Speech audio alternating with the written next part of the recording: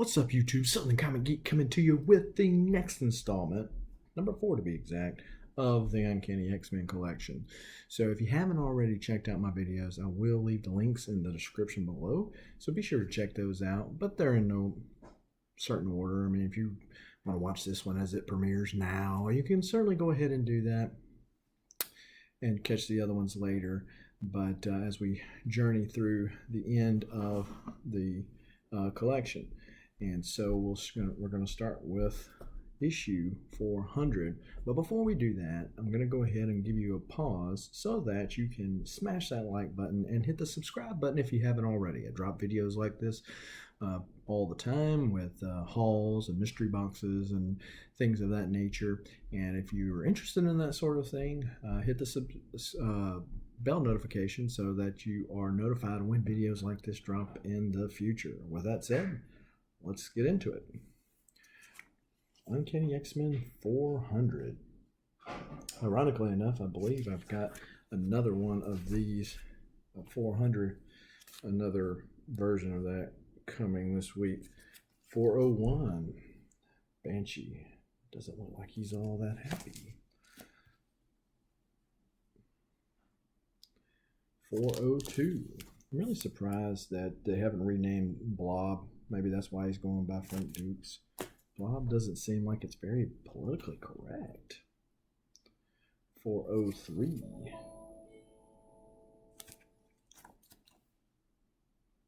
404. Chamber.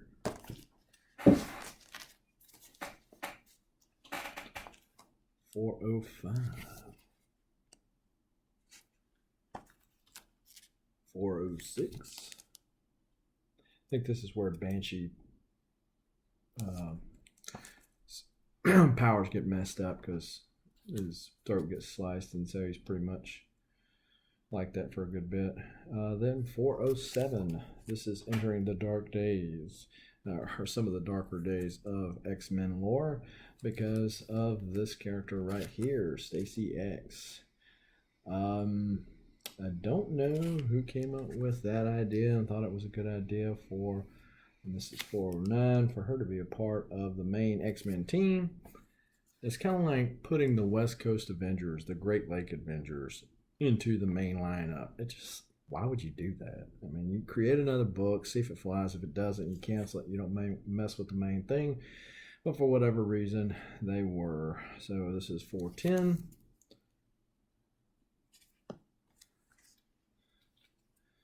So Stacy X, for those of you who don't know, you're blessed, but I'm going to run it for you for 11. She's basically a mutant prostitute because she can make people get exceptionally excited about her or throw up at the same time. 411, or this is 412, 413, 414.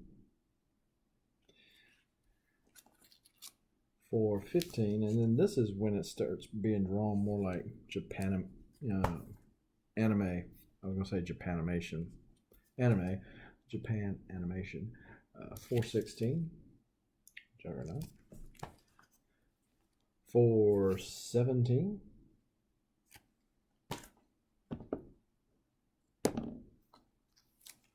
418.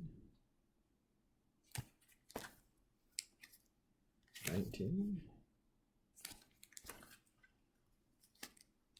20, 21. We'll break with some Chris Bachalo, I would imagine, action there. 422.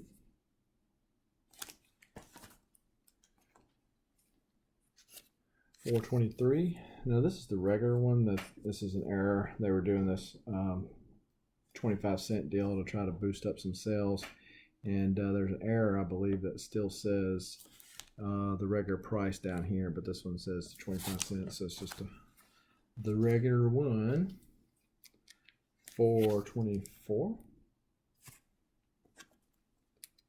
425. 26, 27, 28, 29, and then this is the Wizard World Chicago variant of that 429. And we got 430,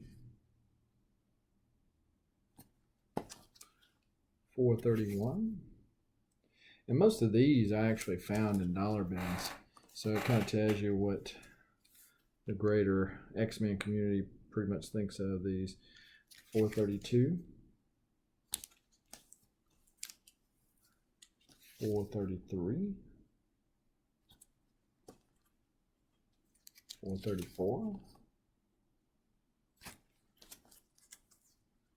435,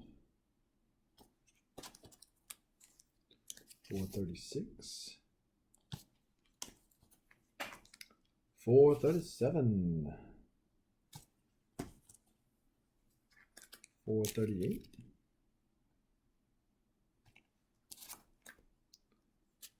439, 440,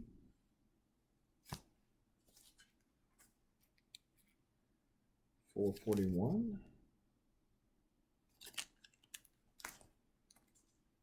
442, 443,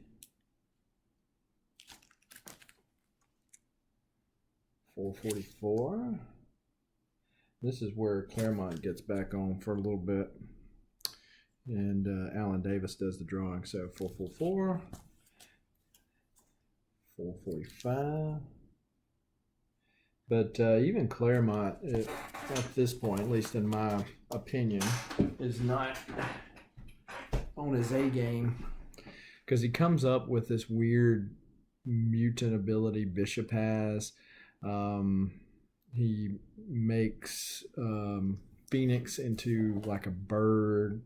It's kind of weird. So 446, 447, 448. Good storm cover with 449. And then with 450, we introduce Laura Kinney, aka X-23, aka All New Wolverine. And so this is where they first meet. So that's 450. Then we got 451, where he realizes that hey, this is of me. And they've kind of retconned Laura Kinney. I don't know if they went back and retconned the retcon to be not just merely a clone, but they basically inseminated Kinney's mother with Wolverine stuff. So 451, this is from the Marvel Legends. 452, 453, you can like Wolverine on a bike. There's kind of a play on this cover later on with the Return of Wolverine, where he's dragging the claws on the ground, which is towards the Origins scene in that movie. 454,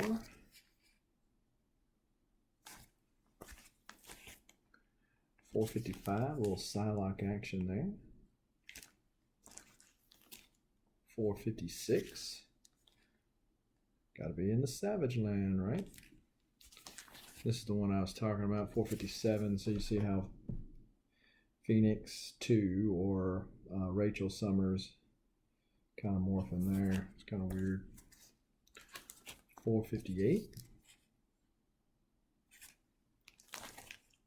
459. Then 460. And I don't know what the significance of this one is, but when I was looking for it, man, these things pretty expensive, and then I noticed it on IG the other day for like $5. Then we got a little Mojo action.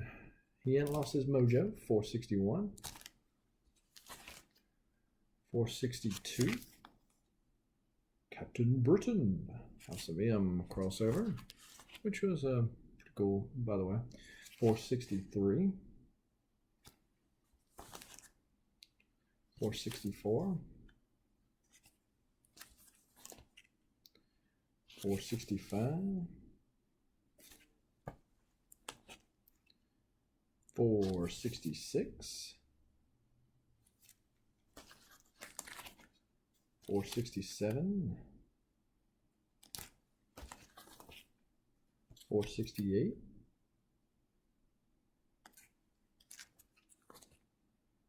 469,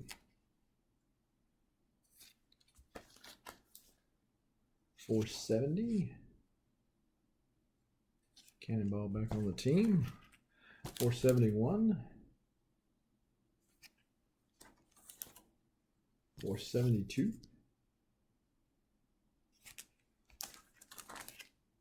473,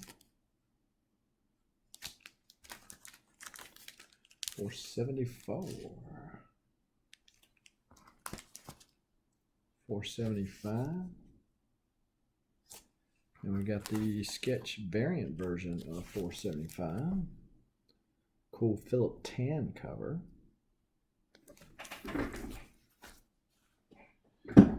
Then we got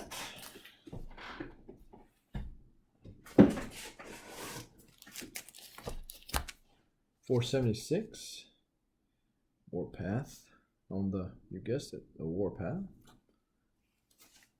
477, the rise and fall of the Shi'ar Empire. And of course, this is Vulcan, the third Summer's child. 478.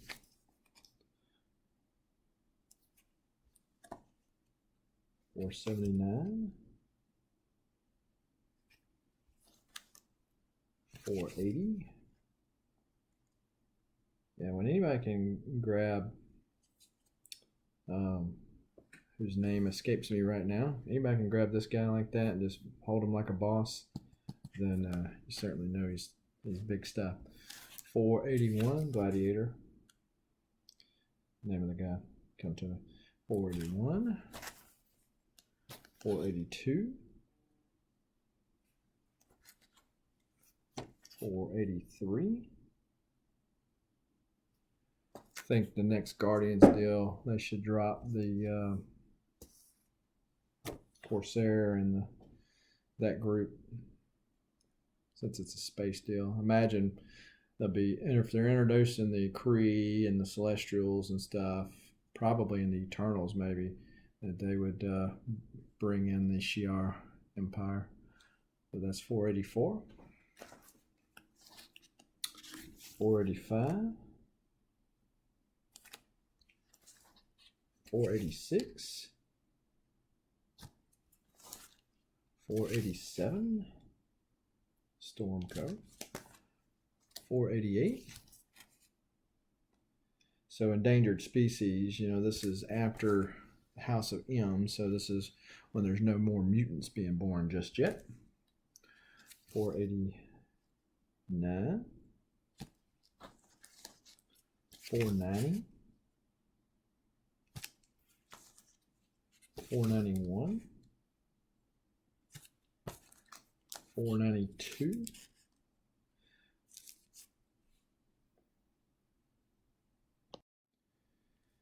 So really cool, like these David Finch cover versions of 492, or of all the Messiah Complex stuff. Really awesome. And storyline where Hope Summers, and so first mutant officially born into the deal. And of course, the reason why I say officially born, because Peter David, who was writing X Factor at that time, originally intended for Multiple Man and Siren, who is Banshee's daughter, to have a kid, which they did. Well, then Marvel come to him and said, hey, you know, we're not having no mutants just yet. And so you got to figure out a way to get rid of this kid. And so for those of you who might or might not be aware, so that's why when the baby is born, Madrox holds the baby for the first time and he absorbs him into himself like he does his normal dupes or duplicates. And that's why they did it that way and got rid of the kids so that Hope Summers could officially be born, the first mutant born after House of M. So $4.93, got this one signed by David Finch. Really like this. I actually put a post out on Father's Day because I think that this cover really intensifies when a father looks at a child, in this case a daughter, for the first time and realizes, hey, this little kid's got me wrapped and I'll do anything I can for him to protect him. And so that's basically what happened there. But got it. Didn't even get it pressed or anything like that. Straight out of the box. And there are some the things that hit it, only being a 9.4, are some pressable dents on that black cover. So pretty pleased with that. Then we got $4.94, $4.95, $4.96, a groovy $4.97. Yeah, baby. Yeah, baby. Horrible Austin Powers impression. $4.98. $4.99. I got $500. This is the Alex Ross variant. There's a lot more of these out here than I have, but here's another copy of 500. This is a Greg Land variant, which about this time is when he starts his run on Uncanny X-Men. And in my opinion, Greg Land is about with artistry, like Stacy X was to the story. Horrible. Do not like it at all. Everybody has their opinion. This is only mine, and it's my YouTube channel, so I'm allowed to give it there.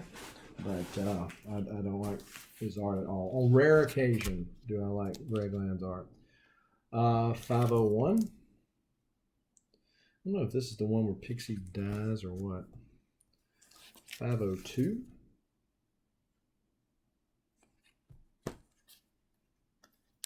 503. It's during the time of Manifest Destiny. I guess the mutants are feeling a little bit better about themselves. 504. A little 20s throwback era. 505. 506. 507.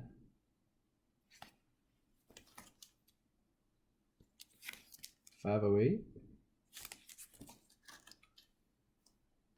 And here's a variant of 508. A little Vincent Van Gogh homage. And of course with Wolverine, he grew his ear back. So there you go. Vincent couldn't do that. 509.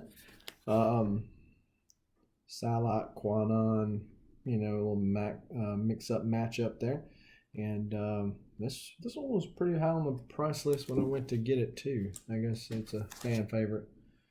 510. 511.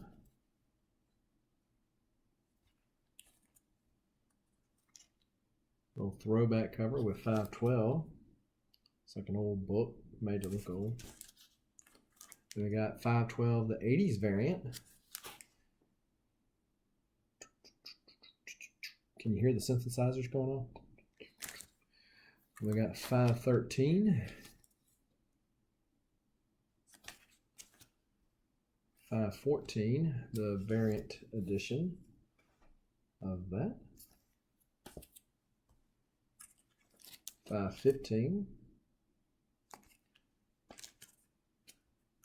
516, pretty cool Magneto cover there. Magneto doesn't look like he's too happy. 517. The whole Nation X Utopia deal, I mean, it's Krakoa all over again, right? So we all know that this is not going to last. Hickman's going somewhere with this. 518. 519. 520. 521. 522. At 523, this is the Iron Man Revolutionary War looking variant, for lack of a better deal there. Then we got the variant Second Coming. So Cable takes Hope into the future, skips around time to try to keep him away from Bishop, who was kind of off his rocker at that time, and trying to kill her. He comes back, and that's Second Coming. So this is Adi Granoff covers, and did a lot of those during that time. And then this is also the time of the Heroic Age. All the, not just the X-Men, but all the Marvel comics, I think, had the Heroic Age full deal. But the X-Men had them like they were statues. 524. Got this one out of order. So this is 523. This is a connecting cover there. Third printing, but cool nevertheless. This is the other version of 524 that I have. Of course, Nightcrawler jumps in front of Hope Summers to save her from Bastion, and Bastion's arm, or maybe one of the Sentinel's arms, goes through him as a result, and he dies, at least for then. Later on we find out he comes back from heaven. 525, another Adi Granoff cover there. 526, still in the Heroic Age. More, I think that's the standard cover. 527, the variant cover. 527, the regular cover. And of course, Namor, who thinks he's God's gift to women. Him and Emma Frost start getting it on, at least in their minds, which was what she's able to do, being a telepath as she is. And they mention it in the Avengers versus X, where they're phoenixes, and I think that's where Scott gets ticked off. He really shouldn't say much. I mean, you're talking about a woman who is willing to cheat on a married man, have an affair with a married man. Do we think that she's got some kind of moral compass all of a sudden? It's like, you cheated on me. Yeah, that's how y'all got together, was because she cheated on me. Crazy. Comic morality, I guess. 528. Well, Hope Summers and Storm action there. 529. And then a cover that was way before its time, Quarantine. That's right. Yeah, Wolverine. Got some kind of virus going on there. Then we got 531.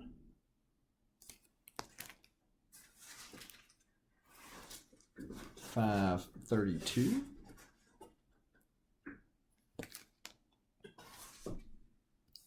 533. 534.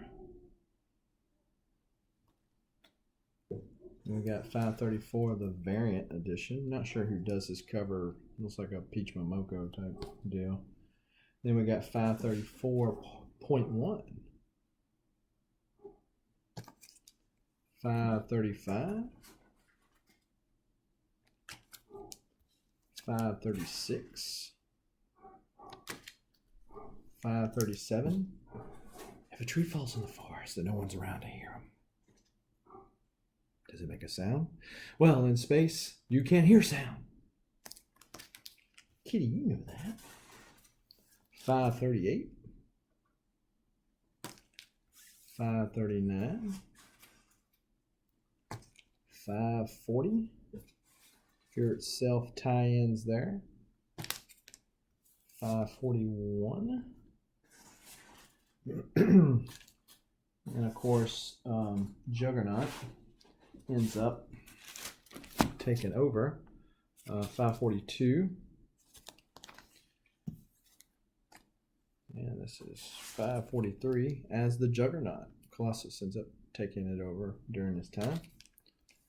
544. Final issue of the original Volume 1 series. So let's talk about annuals, at least for this episode. This is annual number 1.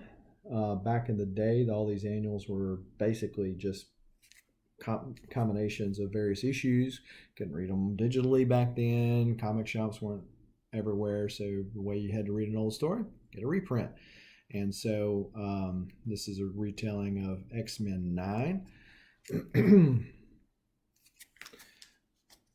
But since it is the first annual, it was a little more pricey. Then we got King Size X-Men, or X-Men Annual number 2, which is the retelling of some of the stories where they fight in Count Nefaria in the 20s. These are reprints of the 20-something issues. He tries to take over Washington, D.C. Might be an improvement from current political climate. Then we got Uncanny X-Men Annual number 3. This is another reprint. Annual number 4. Little Doctor Strange action there. Number 5. Number 6. Little Sienkiewicz art goodness there. Number 7. This has got a buttload of artists on it because I've actually thought about going to different cons and getting this book like just filled up with signatures, but decided against it so far. Or Corona's decided against it for me this year. Number 8. Number 9. Storm being the goddess of thunder.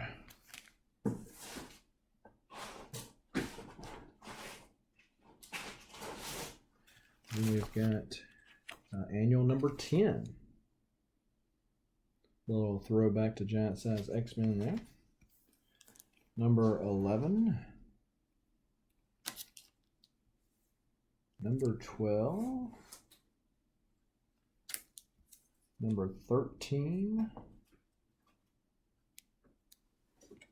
Atlantis Attacks tie-in there. And then 14. Everybody knows what this is. This is the first appearance of Gambit. Disputed, even though it is 11 pages, it's not the first appearance in continuity. It is the first appearance of Gambit because this one was released before 266. And it is a very early appearance of Cable, who is also on the front cover there. And this is Days of Future Present tie-in. All the X titles, we were tying those in back in those days. And Arthur Adams on the cover. Thought about getting Claremont, which is supposed to be, as at the time of this recording, going to be at Huntsville Comic Con. And thought about getting him to sign that.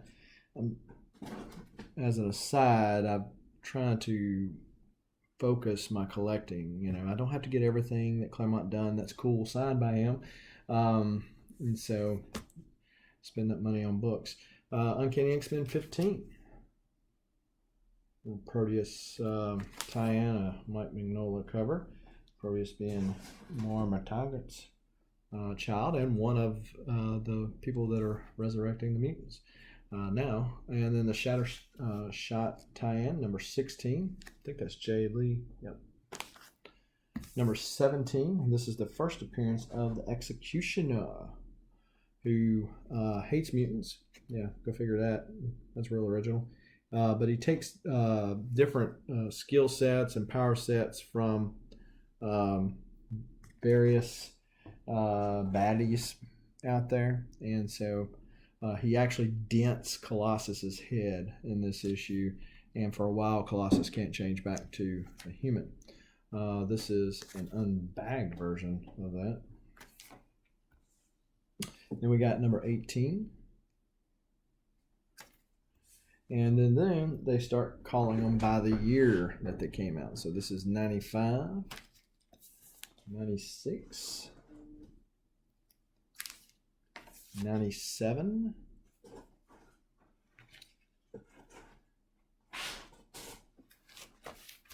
98, 1999, 2000,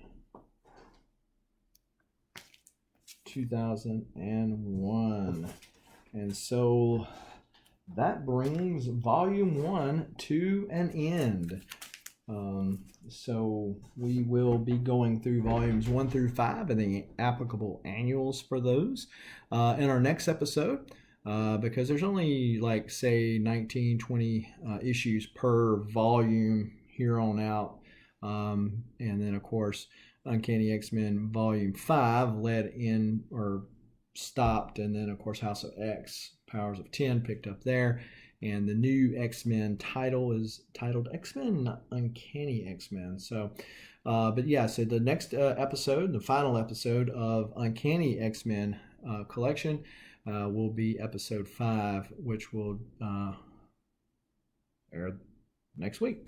So I do appreciate all of those of you who have taken the time to watch this video. And like I said before, if you haven't seen the previous 3, the link will be down in the show notes. And tell me what you think. Leave some comments for me. Be sure to hit that like button as well as the subscribe button if you haven't already, and the bell notification. I do appreciate everybody taking the time to view videos that I do like this, mystery boxes and etc. etc. And until next time, keep reading and keep collecting. Adios.